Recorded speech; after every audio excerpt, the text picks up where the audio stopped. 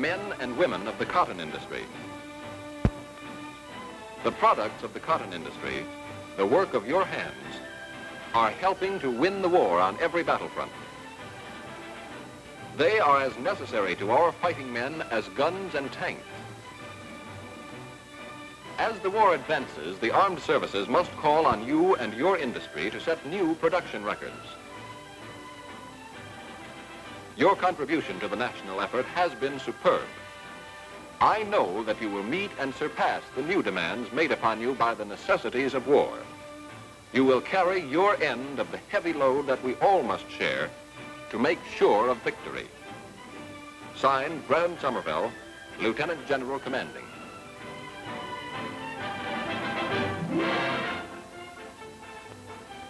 Looks like an awful lot of cotton to me.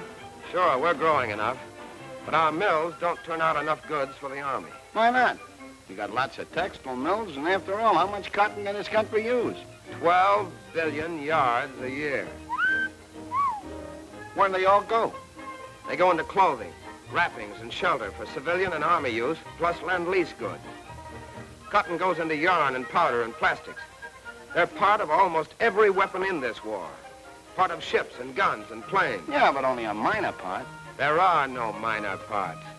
If cotton were missing, the war would stop. I don't believe it. I'll prove it to you. Watch this.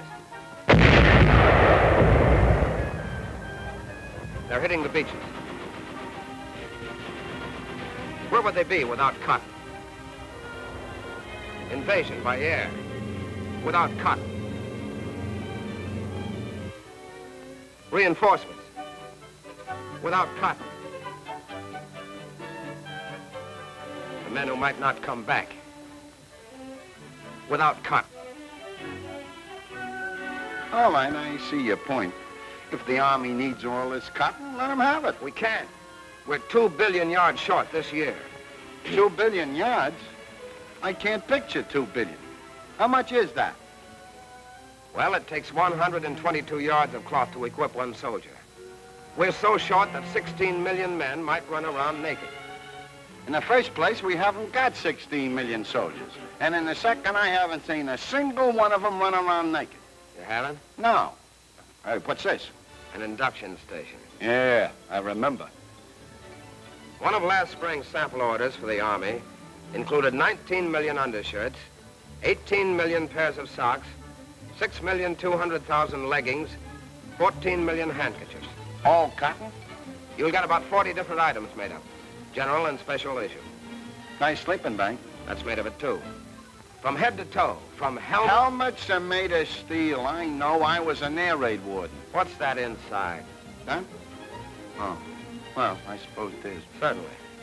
Underwear, socks, shoes. Shoes? Yes, shoes. Lined with it and stitched. Shirt, pants, belt, leggings, steel jacket, cartridge belt, gas mask, the pack, and most of what's in it. What, for instance? A canvas shelter half, spare socks, handkerchiefs, rations. Food isn't cotton. Ever heard of cottonseed oil? Here you see what the well-dressed soldier wears all over the globe. Cotton, cotton, cotton. I'm getting dizzy. All right, lie down and go to sleep. I will. Under cotton sheets. Attention! Where am I? What is all this? About! Hey! To the rear! Hey! To the left flank! Hey! To the right flank! Hey! I'm all in a sweat. Don't worry. Cotton resists perspiration. It does? Are these outfits made of it, too? Sure, and so are the barracks bags. Hey, you look tired again. I am a little bit. Then go on, get those tents up. You had another tough day. That's why Uncle Sam bought you 380 million yards of cotton duck last year. Just so you'd have a roof over your head. Come on, step on it. We can't wait for you. We gotta take off. Boy, it's a great life to be a soldier. You roll along on tires reinforced with cotton cord. You're protected from sun and rain by a canvas top. You never have to walk. Never. Well, hardly ever. Where are we going? Overseas. What's the rush? Just to complete your education. You wanted to know all about cotton and war, didn't you? Well, I guess so. Look around. Life rafts. Cotton canvas? Any comment? No, only I hope those rafts stay good and dry this trip. These tarps. Thousands of tarps all over the globe. Cotton duck? Yes. The precision work on all these plane motors is protected from bad weather and corroding salt by these tarps. And down in the hold, much of the cargo that's going to the troops is in cotton or burlap sacks.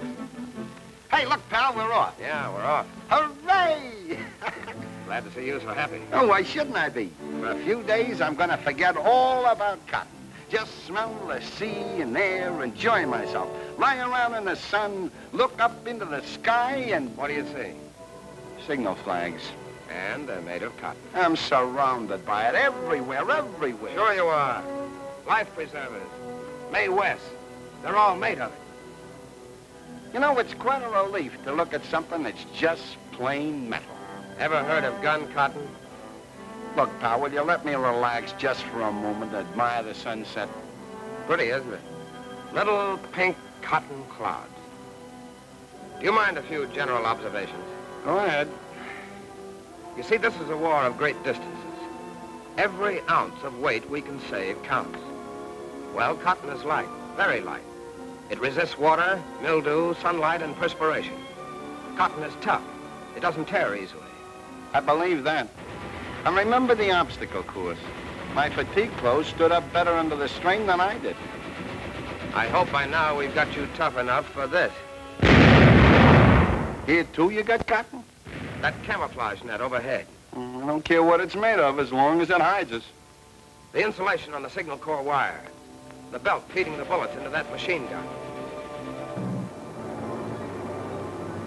Hey, look. Are they ours? Yeah. Huh, that's good. Lots of cotton up there, too. Of course. Without it, our planes couldn't fly. Are you kidding? I'll show you. Rudder, ailerons, de-icer boots. They're all covered with cotton fabric, and that's only outside. All right, all right. I know I won't have any peace till you show me the cotton inside. The oxygen supply lines, self-sealing gas tanks, the heating system. Where's the heat? Look, you're in the stratosphere. It's 60 degrees below zero outside. That's why those men are wrapped in electrically heated cotton suits. Quite a trick. And easy to move around in. You see those mittens? Without them, their hands would be lumps of ice. Hey, that plane shooting at us. Just keep out of the way and watch.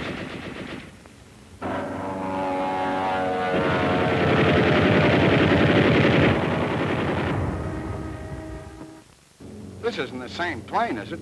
No, this is a transport for paratroopers. I make a jump? Sure, just wait your turn.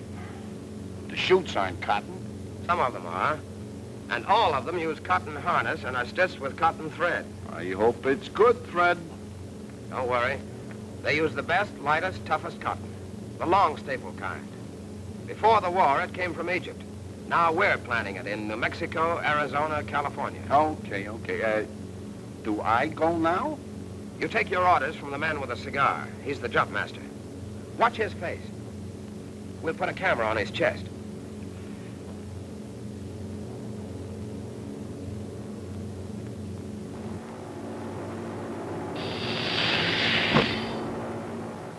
It opened. It held. Every time. By the way, the film for these pictures was made of cotton.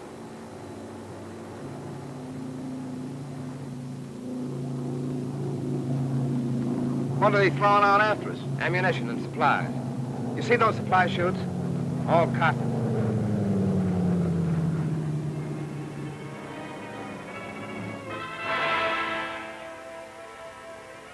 Where are the Japs? A couple of miles from here. These men have been fighting the Japs for 3 weeks. Day and night, without rest. Bandages are made of cotton. Stretchers are made of cotton. Mattresses, blankets. Gee, I'm glad we got enough of it. But I told you we're short. 2 billion yards short. Look at these men. Take a good look at their faces. Do you know what they want most now? What? A clean shirt and clean socks. I can imagine. Now you can because you've seen them. Remember, it's little things that make a man feel human. And often what's called morale is nothing more than clean, dry clothes. And morale wins battles. These are the new combat uniforms. They are better, more comfortable than the old ones. They protect a man from almost anything but bullets. And every piece of them is cotton. That's why we must have more of it. Say, this is terrific. Look, Sarge, give me a furlough so I can go home and tell them all about cotton. The best thing you can do is stay on your job just as they're staying on theirs back home. But since you caught on so quick, I'll make you a private first class now. A stripe? Uh-huh. Made of, I know, cotton. These doughboys are in there fighting for you. They're on their way overseas, and they need cotton as much as they need steel and copper and chromium and oil and gasoline. They need it to fight. They need it to win. They need every piece of cotton we can supply.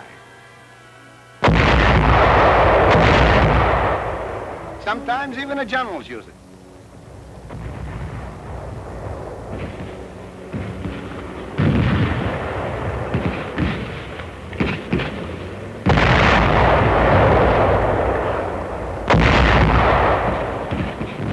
From enemy skies, our planes are planting a special kind of cotton field.